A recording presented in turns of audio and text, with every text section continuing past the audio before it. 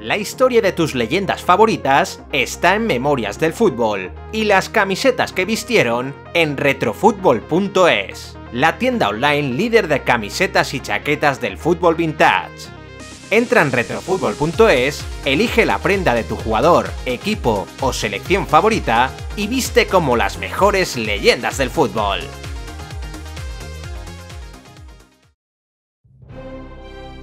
Nacido en tierras manchegas y de adopción catalana, Andrés Iniesta lideró al mejor Barça de la historia y culminó el sueño de millones de españoles con su gol en la final del Mundial de Sudáfrica. Después de 19 años disfrutando de sus gambetas, sus fintas, sus pases y golazos, Don Andrés continúa jugando al fútbol, pero su legado ya forma parte de la historia. Hoy, en Memorias del Fútbol, recordamos al mago que nos enamoró a todos. Hoy rendimos tributo a una de las mayores leyendas del fútbol español. Andrés Iniesta Luján nació el 11 de mayo de 1984 en Fuentealbilla, un pequeño municipio de Albacete con menos de 2000 habitantes. Iniesta comenzó a jugar al fútbol desde niño y con 8 años ya formaba parte de las categorías inferiores del Albacete Balompié. Desde que era muy joven, se veía que Andrés tenía un talento natural y en 1996 cambiaría su vida cuando destacó en el conocido torneo Alevín de Brunete. Sus goles y su calidad llamaron la atención del Fútbol Club Barcelona, que convenció al chico para llevarlo a la Masía, a pesar de su simpatía por el Real Madrid. Yo era del Madrid a todo poder. Una vez instalado en la residencia azulgrana, Iniesta estuvo a punto de dejarlo todo, sumido por la tristeza. Alejarse de sus padres con solo 12 años fue una prueba de vida para Andrés, que finalmente se antepuso a las dificultades y continuó formándose en Barcelona. Tras varios años deslumbrando en las categorías inferiores del Barça y de la selección española, Iniesta debutó con el primer equipo en 2002 de la mano de Luis Van Gaal. El técnico holandés comenzó a confiar en el manchego, pero tras un nefasto inicio de liga, acabó siendo destituido por Radomir Antic, que acabó dando galones a los más veteranos.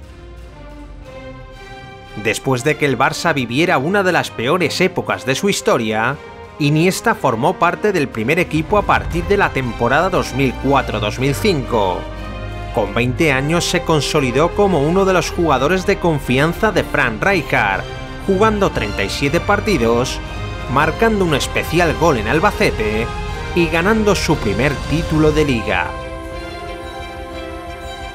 El curso siguiente supondría un salto definitivo en la carrera de Iniesta, que aprovechando las bajas de Xavi o Edmilson, se convirtió en uno de los jugadores más utilizados de la plantilla. No siempre fue titular, pero disputó 49 partidos y marcó un gol, siendo fundamental en el histórico doblete de Liga y Champions. En la final de París frente al Arsenal salió como suplente, pero su entrada tras el descanso fue vital para que el Barça remontase y ganase su segunda Copa de Europa. Su gran final de temporada le valió su primera convocatoria con España, entrando en la lista para el Mundial de Alemania 2006, donde debutaría en partido oficial contra la selección de Arabia Saudí. España cayó en octavos frente a Francia, pero Luis Aragonés comenzó a gestar la filosofía del tiki-taka. Después de la decepción mundialista, Iniesta regresó al Barcelona, donde pasó 2 duras temporadas sin títulos, pero donde se consolidó como un jugador de futuro. La magia de Ronaldinho se estaba agotando, y el proyecto Rijkaard dio paso al de Guardiola. La ausencia de trofeos con el Barça contrastó con el cambio generacional que sufrió la selección española. Luis Aragonés apartó a los veteranos y dio los galones a los jóvenes que con un estilo dinámico y dominador transformaron el juego de la Roja. Iniesta se estrenó como goleador en un amistoso contra Inglaterra y la selección llegó pletórica a la Eurocopa de Austria. Con Iniesta como titular indiscutible, España firmó una primera fase inmaculada, 4-1 frente a Rusia, 2-1 a Suecia y 2-1 a Grecia. En cuartos de final España se quitó todos los complejos superando a Italia en los penaltis. En semifinales derrotó a Rusia por 3-0 y en la gran final ante Alemania se llevaría la Eurocopa con un gol de Fernando Torres. Iniesta y la selección daban comienzo a una etapa gloriosa que se vería potenciada por su nuevo rol en el Barça de Guardiola.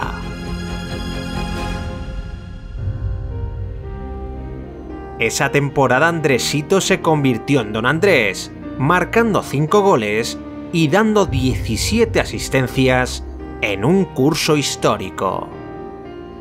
Tras la exhibición del 2-6 del Bernabéu, el Barça encarriló la Liga y unos días más tarde superó al Chelsea en semifinales de la Champions.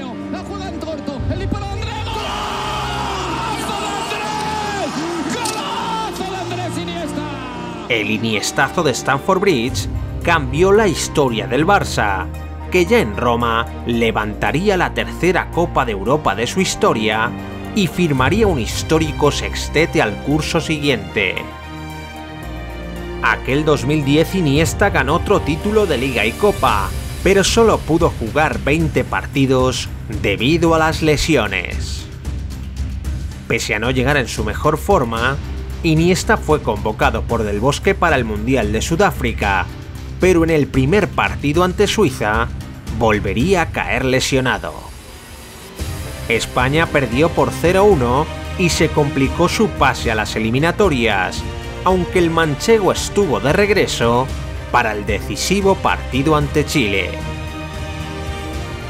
Iniesta reapareció para marcar el segundo gol del encuentro y España ponía rumbo hacia el primer título de su historia.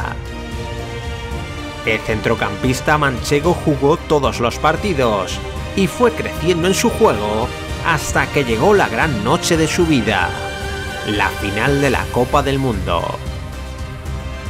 Ante Países Bajos, Iniesta recibió patadas de todos los lados, pero tras el empate a 0 a los 90 minutos, todo se decidiría en la prórroga. Heitinga fue expulsado en el minuto 108 y España encontraría el camino del gol en el 116.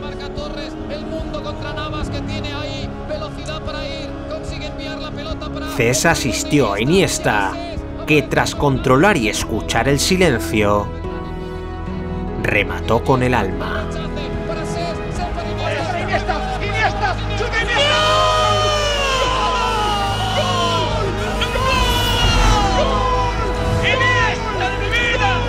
Ese gol valía un mundial, y Andrés quiso dedicárselo al fallecido Dani Jarque para convertirse en el hombre más querido de España. El hombre que toda España ama, ¡Andrés! Lo sé, no marco el gol, pero bueno, voy a hablar un poco. Aquel tanto puso a Iniesta en otra dimensión, y su fútbol comenzó a ser reconocido por todo el mundo.